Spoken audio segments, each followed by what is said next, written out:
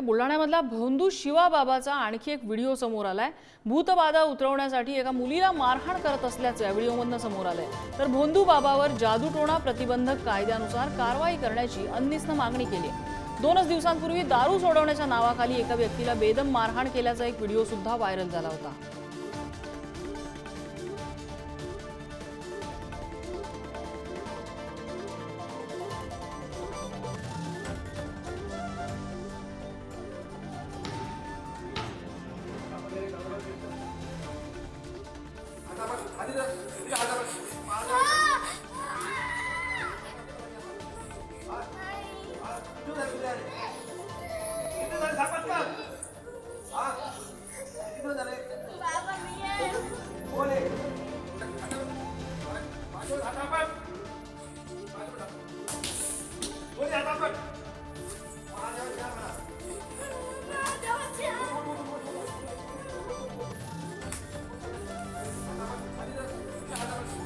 बुलढाणा जिल्ह्यातील घाटनांद्रा येथील तथाकथित बुवाने एका मुलीच्या अंगातील भूत उतरण्याच्या बहाण्याने तिला जी मारझोड केली, तिचे जे केस उपटले, हा महाराष्ट्र शासनाच्या जादूटोणा विरोधी कायद्याअंतर्गत अनुसूची 1 नुसार गुन्हा आहे।